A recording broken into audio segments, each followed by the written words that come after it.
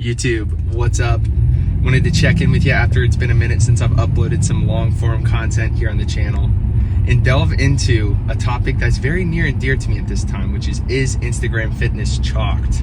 Meaning, is this kind of the end of the era for Instagram fitness? So in this video, we're gonna delve into that topic. You're gonna see some of my leg day training that I just wrapped up, and also gonna make a special appearance from my girlfriend Dani, who you've probably seen around on the socials if you follow me there. As we're starting off, feel free to subscribe, like the video, do all the YouTube things to support the channel. I want to get some more kind of just off the cuff, impromptu information over, because this community is much more where I'd rather spend my time than on other social media platforms. To start off, I'll give you some of the background on my journey with social media fitness. I started my Instagram page, DMart Training, in January of 2019. So my senior year of college, I was 22 years old, just wanted to create that platform to spread great information, educate people, show people how to train, show them how to eat nutrition, and really just avoid the mistakes that I made. That was the biggest part, is just like getting good information to people so they don't have to go through some of the heartache and hassle that I did as I was coming up in this fitness game. And man, since then, competed in powerlifting meets, competed in a bodybuilding show, ran my own personal training studio, which you've probably seen those videos if you've been around in the channel for some time. And now I have like a corporate 9-to-5. I'm a broker at Charles Schwab, and I really like that job. So still very passionate about getting great fitness information over to people so they can live healthier, lift the best, and find a nutrition strategy that really works with their life and with their goals. The reason why I feel like Instagram fitness might be chalked at this time, I don't know if this is just my algorithm, but I've talked to a lot of people and I feel like this is a common sentiment, is there used to be a place on Instagram and other short form sites, TikTok, for example, where you could drop some great informative tidbits. That content would do well. But these days, the engagement with content of that style is just so low, unless you're a major player like Dr. Mike or Jeff Nippard. There's a few other great informational pages out there that do well. But by and large, those people that are genuinely trying to get helpful, good, non-dramatic information over to people, you just don't see the return on investment in your time. And that's the biggest thing for me, is over the past few weeks, I've really been thinking about my content strategy, because I'm never going to not make some type of content. I'm always going to do this to some capacity, is where I'm at.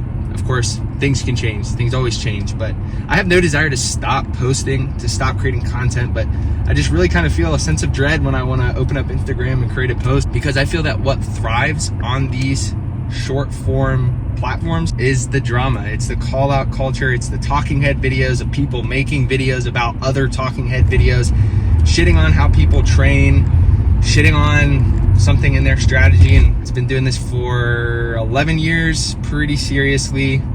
And what I've come to find is there's definitely some better ways to train. There's some important principles to keep in mind, but at the end of the day, whether you're doing a bro split, a push-pull leg split, a full body split, the differences are going to be so nominal.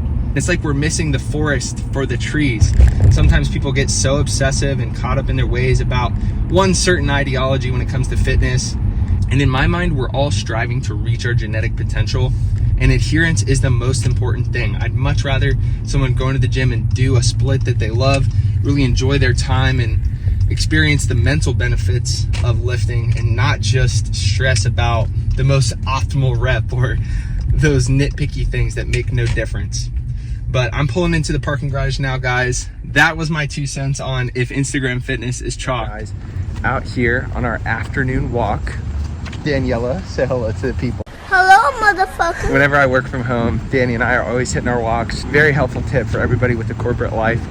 Go out there, get some steps in on your breaks and lunch. It's a major hack for us, and it's just nice to get out and clear our heads. But I wanted to talk with Dan about a question that she asked that I feel like I throw in this video. And the question was, when should you do a cut? So Dan, let me ask you a few questions to follow up with that. Why do you want to do a cut?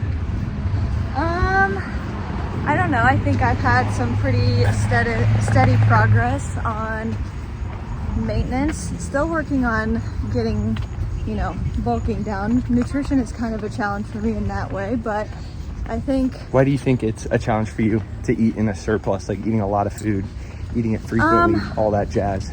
I think my appetite is kind of sporadic. Like before, I was consistently in the gym and working on nutrition. I was not a person who had scheduled meals. I was more of a snacker. She was like a little bird. It's getting out of those habits, which can take some time, honestly. But I think I've reached a point where the maintenance has gone really well, built some muscle, and So it was a solid body recomposition. We'll throw up a picture right here, but the body was looking like, what do they say? What do the kids say? The body was tea? the body was tea. The body was looking like a pot of tea. So here are my thoughts and the way that I approach when a client talks about a cut with me. One, first and foremost, they have to be in a good place about their body, about their mental health, and about their relationship with food, all of which I feel like Dani is.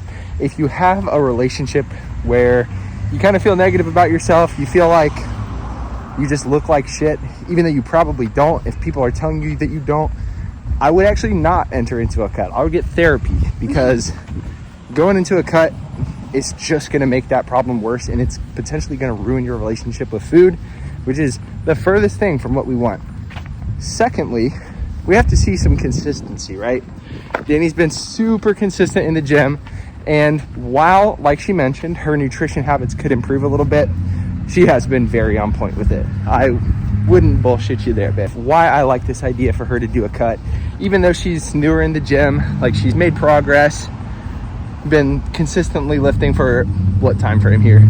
I would say like a year and a half, and then doing a program for like 8-9 months. Yeah, so consistent track record. She's built muscle, really has made progress, and you don't want to enter into a cut too early into your training career. Like obviously if you have weight to lose, if you're overweight, then yeah, it's going to be a good idea. But if you're physique oriented, then I think it's best to take some time at maintenance calories, or even, eat in a surplus, take advantage of those newbie gains, because that's a very valuable time period. When you're just getting into serious training, you're going to make so much progress. You're going to make so many gains, just like you did, gotten stronger, put on muscle. Those are the big things to look out for. So with that being said, let's talk about how we can structure your cut. Yeah. What are your goals? Well, I think by like end of September is like, if we're starting now. And it's her like 4 or 5 birthday. weeks? It's a 6-week cut. How much do you weigh right now? Right now I'm fluctuating between 153 and 152. So like a 147, 146 would be cool. Pound per week of weight loss. Definitely a safe guideline. The general guideline that I like is, 0.5% of your body weight. Maybe at max, like 2% of your body weight. So 0.5 to 2% of your body weight. If we do that math, 1% of 153 is 1.53. So Dani is well in the range there of appropriate weight loss. You don't want to go too slow. You don't want to go too fast. So some of the main differences that we're going to do for this cut, what do you think we'll do? Just out of curiosity, I'm curious to hear your take. Definitely changing some portions, working on like structuring meal times probably. Something that I think will come a little bit easier for me is not eating when I'm not hungry, saving calories for when I am hungry. I think that will work, and I think my main thing is going to be cutting out the sweet treats. Oh no. And that being said, I feel like the consistency and just, like you've been tracking macros, you've been weighing things, you have good portion control, but just dialing that in a little bit, definitely cutting out some sweet treats, but we're still probably going to enjoy a good sweet treat a week. You don't have to absolutely deprive yourself to hit your fitness goals. Right. There's lots of other alternatives as well. We've been really liking the Greek yogurt sugar-free pudding situation. So yeah, there's fun little desserts that you can make that are super calorie and protein friendly. That being said, I feel like we have a good little framework for your cut. Do you have any questions, anything that you feel like we should bring up to the people? I think you, like something you said at the beginning, is it, especially in your first one, it could probably be challenging for some people.